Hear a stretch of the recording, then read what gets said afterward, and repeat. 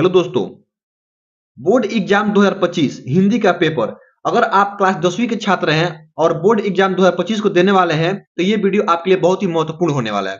कैसे? सबसे पहले देखिए, आपने हिंदी के पेपर में आप सबसे पहले हर साल एक पूछा जाता है। यहाँ पे देखिए, ये क्वेश्चन आपका है और ये आपको हर साल श्लोक आता है। कहता है क्वेश्चन नंबर 27 है कि अपनी पाठ्य पुस्तक में से कंठस्थ कोई एक श्लोक लिखिए जो इस प्रश्न पत्र में न आया हो। देखिए, सबसे पहले कि इस प्रश्न पत्र में जो नहीं आया है उसी को लिखना है। तो देखिए कैसे लिखना है। हम आप लोगों को 3 ठो बता रहे हैं, मात्र 3 ठो श्लोक बता रहे हैं। इन 3 ठो आप श्लोक याद कर लीजिएगा ना, तो आपको 100% एक ना कोई एक फंस जाएगा। करना क्या है, देखिए इन 3 ठो आपको याद करना है।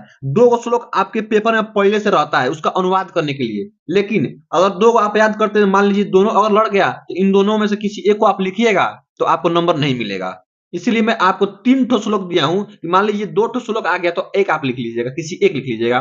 क्या करना है, देखिए सबसे पहला आपका श्लोक है कि सर्वे भवन्तु सुखिनः, सर्वे सन्तु निरामया, सर्वे भद्राणि पश्यन्तु मां कश्चित् दुख भाग भवेत्। देखिए कितना आसान दिया गया है। अगर इसको आप याद कर लीजिए ना तो आराम से आप लिख सकते हैं। उसका देखिए दूसरा नंबर है कि बंधम मरणम वापि जयो वापि पराजय उभयत्र समो वीर वीर भावो ही वीरता।